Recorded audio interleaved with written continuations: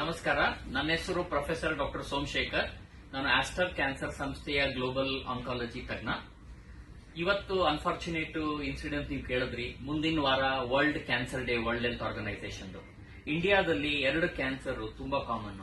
ಒಂದು ಸ್ತ್ರೀಯರ ಗರ್ಭಕೋಶದ ಬಾಯಿದು ಸರ್ವೈಕಲ್ ಕ್ಯಾನ್ಸರ್, ಎರಡನೇದು ಬ್ರೆಸ್ಟ್ ಕ್ಯಾನ್ಸರ್. ಆದ್ರೆ ಅನ್ಫಾರ್ಚುನೇಟ್ಲಿ ಏನಂದ್ರೆ ಈ ಕ್ಯಾನ್ಸರ್ ಫುಲ್ಲಿ ಟ್ರೀಟಬಲ್, ಕ್ಯೂರಬಲ್. ಜನಕ್ಕೆ ಇದರ ಬಗ್ಗೆ ತಿಳುವಳಿಕೆ ಇರೋದ್ರಿಂದ ಪಾಪ ಅವರನ್ನ ಇಗ್ನೋರ್ ಮಾಡ್ತಾರೆ. ಏನ್ ಮಾಡಬೇಕು? ಈಗ ಸರ್ವೈಕಲ್ ಕ್ಯಾನ್ಸರ್ ಒಳಗಡೆ ಸುಮ್ನೆ ರಕ್ತಸ್ರಾವ, ಬಿಳಿ ಸ್ರಾವ, ಬೆನ್ನು ನೋವು, ಆಮೇಲೆ ಕಾಲ್ ನೋವು ಬರುತ್ತೆ. ವರ್ಷಕ್ಕೆ ಒಂದು ಸಲಿ ಯಾವುದೇ ಲೇಡಿ ನಿಮ್ಮ ನಿಯರೆಸ್ಟ್ ಹಾಸ್ಪಿಟಲ್ಗೆ ಹೋಗಿ ಒಂದು ಪ್ಯಾಪ್ ಸ್ಮಿಯರ್ ಅಂತ ಟೆಸ್ಟಿಂಗ್ 3 ವರ್ಷಕ್ಕೆ ಒಂದು ಸಲಿ HPV ವೈರಸ್ ಟೆಸ್ಟಿಂಗ್ ಮಾಡಿದ್ರೆ 3 ವರ್ಷ ಮುಂಚೆ ಆದ್ಮೇಲೆ ಕ್ಯಾನ್ಸರ್ ಬರುತ್ತೋ ಇಲ್ಲೋ ಅಂತ ಇವತ್ತೇ ಗೊತ್ತಾಗುತ್ತೆ.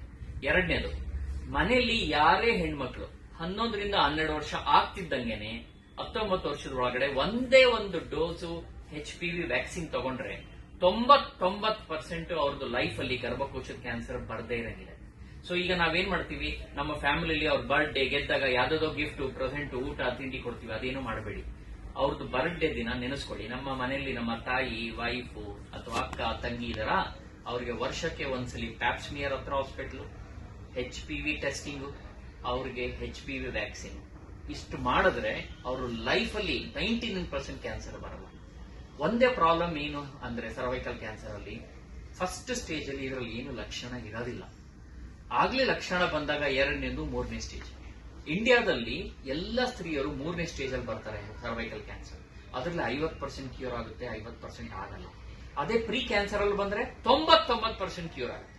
ಒಂದೇ ಒಂದು ವ್ಯಾಕ್ಸಿನ್ ತಗೊಂಡ್ರೆ, ಈಗ ಇಂಡಿಯಾದಲ್ಲೇ ವ್ಯಾಕ್ಸಿನ್ ಇದೆ, ಹಲವಾರು ₹100 ಅಷ್ಟೇ. ಅದು ತಗೊಂಡ್ರೆ 99% ಕ್ಯಾನ್ಸರ್ ಬರೋದು ಪ್ರಿವೆಂಟ್ ಆಗುತ್ತೆ. ಸೊ ನಿಮ್ಮ ಮಾಧ್ಯಮ ಮುಖಾಂತರ ಎಲ್ಲರಿಗೂ ಏನ್ ಹೇಳೋದು ಅಂದ್ರೆ, ಹೈಜೀನ್ ಇಂಪ್ರೂವ್ ಮಾಡಿ, ವರ್ಷಕ್ಕೊಂದ್ಸಲಿ ಪ್ಯಾಪ್ ಸ್ಮಿಯರ್ ಸ್ಕ್ರೀನಿಂಗ್ ಮಾಡಿ, 3 ವರ್ಷಕ್ಕೊಂದ್ಸಲಿ HPV ಟೆಸ್ಟಿಂಗ್ ಮಾಡಿ. ನಿಮ್ಮ ಹೆಣ್ಮಕ್ಳು 11 ವರ್ಷ ಆಗ್ತಿದ್ದಂಗೆ 1 ಡೋಸ್ ವ್ಯಾಕ್ಸಿನ್ ಕೊಡಿ. ನಿಮ್ಮ ಫ್ಯಾಮಿಲಿ ಲೈಫು, ಬೇರೆ ಎಲ್ಲ ಲೈಫು, ಬರ್ಡೇ ದಿನ ಬೆಸ್ಟ್ ಗಿಫ್ಟ್ ಕೊಡಿ ಅವರಿಗೆ. ನಮಸ್ಕಾರ.